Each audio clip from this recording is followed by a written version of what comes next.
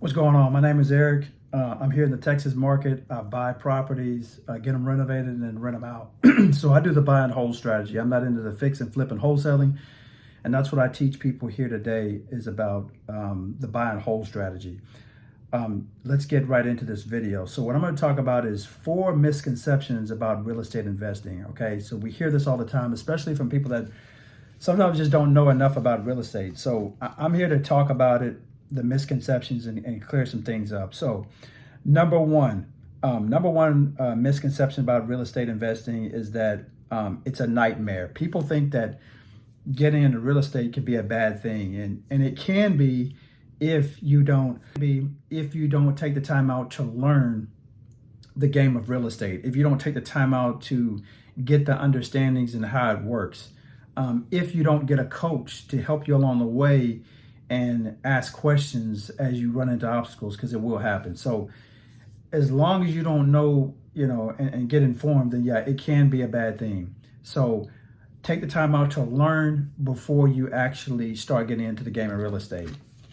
Number 2 misconception about real estate investing is people think that you got to buy real estate and predict when the lowest point of the market is. And that's impossible. We don't have a crystal ball.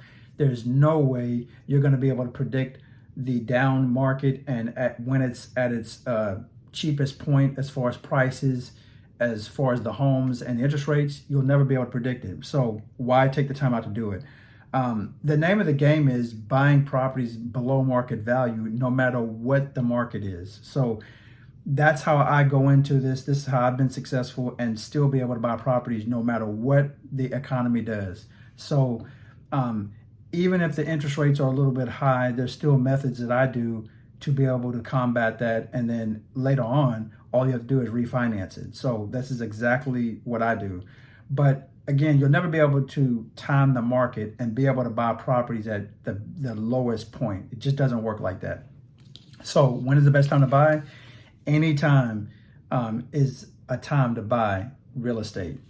Number 3, people think that dealing with tenants can be a nightmare. Again, it can be if you don't know what you're doing. So for example, one of the things you need to do when you get into real estate investing and start having tenants is you need to screen your tenants. This is what a lot of people don't do. You must screen your tenants. You need to know who you're dealing with, who's getting into your properties, because if you don't screen your tenants and you just take the first person that comes through, you can potentially have a nightmare.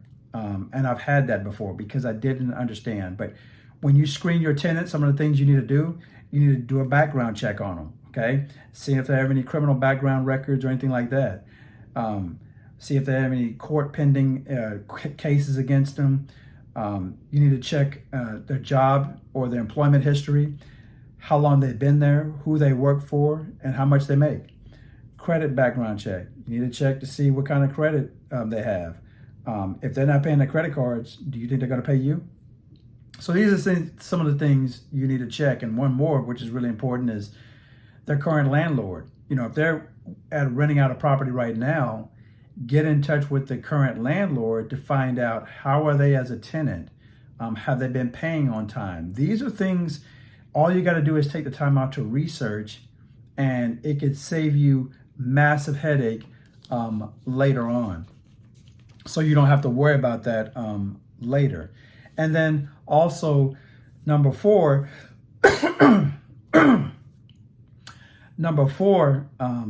misconception about real estate investing is people think this is a get-rich-quick scheme. And I want to clear this up too, because it's not. Real estate is a long-term game. This is where you really make your money, is in a long-term, not short-term. I know people are on this fix and flip and wholesaling, and they think that's the best way to go. And it is a good way to build some cash reserves.